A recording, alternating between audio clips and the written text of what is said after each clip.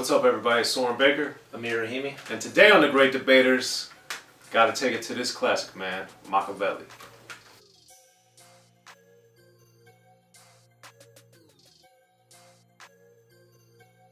Alright, Amir, so here on The Great Debaters, we love to debate great material. One thing we haven't examined yet, and we've gotten a lot of comments about this, but we're gonna do it in a little bit of a different way, is the Makaveli album from Tupac, which dropped in '96. Phenomenal piece of work, as much of Tupac's work was. And we have to approach this a little bit differently, I think. So we're gonna pick our 3 favorite songs on the Makaveli album. Now this, Me Against the World, or this is my favorite Tupac album. It's hard for me to say which one is quote unquote better. But I was always able to separate them because this is not a Tupac album. It's a Makaveli album. So that's why I guess I kind of always look at Me Against the World as his best album. But maybe one day, we've gotten a lot of comments about this, we may have to debate which one's better, this or Me Against the World. But for today, however, let's get into the 3 best songs on Makaveli. So Amir, this album came out in '96, Tupac's second album in '96, and of course, unfortunately, it's the first album that came out after he died. So there was a lot going on at the time with the East Coast, West Coast, which I call the so-called East Coast, West Coast rivalry because that was nonsense. It wasn't real. But there was a lot going on at the time, and I talk about that a lot in my book, The History of Gangster Rap. Please pick up a copy and let me know what you think if you haven't already. But the so-called East Coast, West Coast war was obviously, unfortunately, thriving at the time.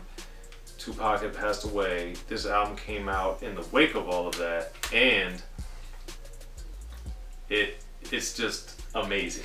So Amir, for you, in '96 or whenever you came across the album, what were your initial thoughts of the project overall before we start digging into these tracks? So I came across this one 2004, 2005. Okay.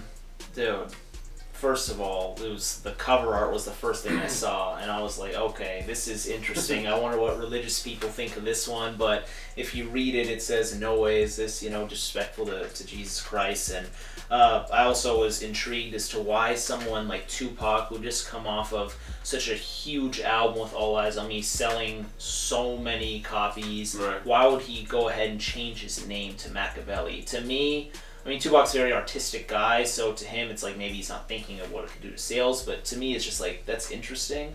But Makaveli and his whole, I remember reading his book that he was reading a lot of Machiavelli in prison, so that's why he was inspired, did the whole Makaveli name. But dude, this album, man, like when I first popped it in and I heard the first track, Bomb First, My Second Reply, which is one of my songs. Okay. What a freaking insane way to start an album. The energy that's packed into that song is just nuts. The way it starts off with like the newscaster talking and saying Mob Sleep and Notorious P.I.G. and just like you said, to talk about the beef or so-called beef. And then how Tupac comes in saying it's not about East or West, it's about this and that. And one interesting thing too that Tupac, this whole album is, around the 7-day theory, or so, like 7 numerology. When the song right before it starts, you hear 6 gunshots. And then right when he starts rapping, you hear a 7th gunshot. So it's like, clearly there's attention to detail here, and Tupac just freaking comes out the gate, man. It's just, the energy on this song is pretty, like, I don't know, unparalleled. It's very overpowering. It's also one of my picks for my top 3 songs. And I know we both are big fans of strong openings to albums. This is definitely one of the most potent, aggressive, muscular, tough, any way you want to look at it like that. It's just straight out the gate. And then Idi Amin and Noble, of course, on there as well. Both deliver powerful verses, very pointed and poignant at the same time. But I just like the fact that we've now gotten into an era in 2019, and I imagine will be the same in 2020, where all the rappers, for the most part, are very politically correct. And I like, even if you don't agree with someone, I like the fact that Tupac had an opinion. And he wasn't afraid to voice that opinion, and also the Outlaws weren't either. And that's something that, whether you like someone or don't like them, I like the fact that people have opinions. Correct. And I think Bomb First is just a amazing display of venom.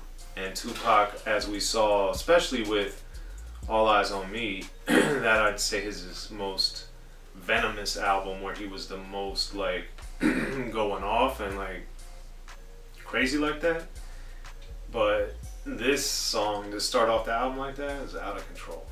It's nuts, dude. it's nuts. And this next song is not my pick, but I just want to mention, just talking about, the sequencing of the album and just production, is how at the end of Bomb First, my second reply, he says, "Now let us pray," and it goes into Hail Mary. Right. And then, and then the end of the Hail Mary goes into Tossed Up. The production's just so well done. And to talk about an album that's done in 7 days, first of all, I don't even know, that wasn't heard of, right, to do an album in such a short time. Of course not. So the fact that he was able to do this, I believe it was his rhymes and his vocal performance was in 3 days, and the production, everything else is 4 days. That's how I've read it, at least. It's just pretty insane. And like, I'm assuming, like you said, this hasn't really been done at that time, so that's just crazy that something like that was able to happen. But a second pick. But were you going to comment on that? No, go ahead. Okay. I was just going to say, what's your second pick now that we're... So second pick is going to be Me and My Girlfriend, dude. Okay. Me and My Girlfriend, to me, it's one of those songs that I had heard when I was, really young, getting into rap for kind of like the first time. And it was one of those songs that I at first had really liked the beat, and I was like, didn't Jay-Z do this? Because I had heard that, before. But clearly Tupac had done it first. And there's also a lot of talk, and this is another one of those songs where there's many stories about it. Did Tupac hear Nas's I Gave You Power first, or did he not? I've heard mixed stories that he had and other stories that he hadn't. So that is really up in the air. But as far as just the Tupac song itself, or the Makaveli song rather, it's just so good. The metaphors, the similes. I love how he's saying, I picked you up when you was 9. Started out my life of crime with you. Picked you from shells when you turned 22. It's true. And the song, it's clear that he's talking about a gun, but he doesn't make it so blatant that he's talking about the gun. Like, probably the most blatant, obvious line is when he says, "I love you black or chrome," and he says, "You're always starting to riot." It's very clever. His voice is also pretty strong here. I love the female in the middle of the song, or in the beginning of the song, just going pretty crazy and reckless, and you hear the gun firing. It's just a well done track, man. Very well produced and lyrically executed, I'd say pretty flawlessly, and conceptually. So I'm always of the school, I do like to give credit and pay homage to people that did something first. But as I've said, and I may have responded to some of these comments of people saying this when Nice and Smooth talked about this album for their best album series that I also do on Unique Access. Smooth B was talking about how, like, who does this? And people were like, oh, Nas, I Gave You Power. But the thing that people have to understand is, back in that era, the albums could be released months, even a year before the album came out. So even though it was written, came out 6 months, I think, give or take, before Makaveli may have been done, or Me and My Girlfriend may have been done before that album came out. It may have been done, who knows? So there's a distinct possibility that Tupac wouldn't have known, and even if he did know, he did it in a different way and with a similar concept. But whether or not, both songs are phenomenal to me. Smooth B loves, Me and My Girlfriend, and didn't seem to care whether or not it was taken from Nas or appropriated from Nas, however you want to look at it. But just stylistically, lyrically, conceptually, I think it's a excellent choice. It's not one of my top 3. One of my top 3 is Blasphemy. Ooh. That one, I just thought it was interesting and excellent how Tupac talked about these stories that he learned and how that affected him. And taking in these things that are kind of controversial or learning these lessons from his dad and all this other stuff. I just thought it was great because one of the things that I love about rap is the storytelling and how people really get into their personal lives. And Tupac, of course, did that in a lot of detail throughout his recording career, especially from Makaveli and earlier, and would take stories that, you know, either he experienced, he knew, or he learned about, or he would talk about his mom and all these different things. So for me, with Blasphemy, I just thought it was very powerful that he talked about, you know, his dad and learning these different things and understanding the world in a different way because of the lessons he was taught. And unlike Bomb First, which is venomous, this is much more of I'm a student and I'm learning these things and they're not making me happy, and that just shows a different portal of who Tupac was and his artistry, but also him as a person. And that's why I think, you know, his music resonates with so many people, because he ties in and hits these different emotions. He's not a unilateral type of guy. He's kind of all over the place, and you get to learn these different things and have these different moods and these different attitudes and these different feelings because of the type of music he created. So what'd you think of Blasphemy? Dude, you really did a pretty good summary there. Well, thanks. And it's true. and just the production of it is a lot more calm. Right. And there are some more calm songs on the album as well. Like, you know, we have like Crazy and White Man's World. But Blasphemy is of those like type of nature, that kind of production. Blasphemy is definitely my top pick of those. Blasphemy it's definitely in my top 5, not quite my top 3, but my top 5. Okay. I'd say the last of my 3, and this is one that is, I have a lot of trouble, and I'm sure you do too, picking a favorite song from an artist. It's just so hard. Especially someone like Tupac with a ton of material. But if I had to choose, I'd say Against the Odds is probably my favorite Tupac song ever. Okay. It's just so much, man. Even in the chorus where he says the realest shit I ever wrote, it's just this song, man. Just where he's talking about gotta get my money right now, want war, and just the things that he's saying, the people he's calling out, the situations it sounds like he's gonna get himself into if this album gets released. Right. He's mentioning people, he's calling people snitches, and a lot of which years and years down the line, people are saying like, well, a lot of what he's saying did turn out to be true or is possibly true. You know, whether Right. it be with Haitian Jack, King Tut, Jimmy Henchman, he mentions, you know, even Nas in the song, which Nas even admitted that he cried hearing the song. But it's just a very emotional song. It's not as, you know, venomous as Bomb First, or he's not, I don't know, as energetic, but you can tell the emotion is there and it's very real.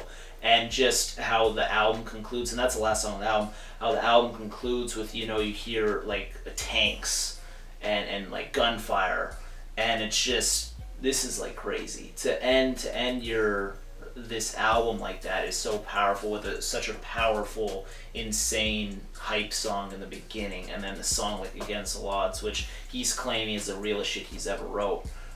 It's just, dude, this song it's up there, man, for sure. That's another great one, and I feel much of the same way that you do about that song, but my third pick is White Man's World. And it's because this song, one of the things that makes a great story when, whether it's a song, whether it's a movie, whether it's something your friend's telling you, or it's something that we see a lot of the time when people say, well, I don't understand, it's always why. So White Man's World to me is a great insight and look into why Tupac, why people feel that the way they do in America, specifically obviously blacks in America. But I think it just does a good job of explaining that, You got the Farrakhan at the end. You got him explaining these different perspectives. And I think it's important because for me, obviously being white, one of the great things and many things I've learned from rap and come to appreciate is, you know, growing up in Maryland, you know, my neighbors were black, I had a lot of black friends, and I always hung around a lot of black people, but there were a lot of white people where I lived too, so it wasn't like I lived in some super hood area. I didn't. And it's not like I lived in a super white area. I didn't. But as I started loving rap and getting more into it, I started understanding more about not only what was going on like in Baltimore or DC, which were both very close to me, but why Malcolm X felt the way that he did, or why this was happening in the hood in Baltimore or in the hood in DC, which were 20 miles from my house, both of them. So this song resonated with me because of that, and kind of gave a good explanation as far as how black women are looked at, or how these different things evolved in our country. Other people have done it too, and through Best Album series that I do, you know, J-Ro and I talked about Black Woman on the Jungle Brothers album, for instance, done by the Forces of Nature. So these type of songs, as I'm growing up and as I'm becoming who I am, definitely gave me a lot of things to think about, and White Man's World was one of those. At this point, it didn't per se like give me any new information, but it was just a good kind of way that Bomb First was Venomous Tupac, Blasphemy was learning lessons, and then White Man's World was like an explanation. So I liked those three different things, those songs. And then, you know, with me and my girlfriend to live and die in LA, there's so many different ways that Tupac Makaveli broke things down on this album and looked at, and I just thought that, you know, White Man's World did such a good job of that, and for that I really appreciated and enjoyed it. 7 days, man. But those are my 3 picks and Amir's 3 picks on Makaveli. What about you guys? Make sure to hit us in the comment section. Either myself, Amir, or Unique Access will hit you back. Hit us back in the comment section. Be sure to pick up your Unique Access shirt at BigHerc.com. Always support Rappin And Snackin. Get that gear too. Hit us, follow us, subscribe to us, share us, and let us know what you think in the comments. The Great Debaters, Makaveli. I'm Soren Baker. Amir Rahimi.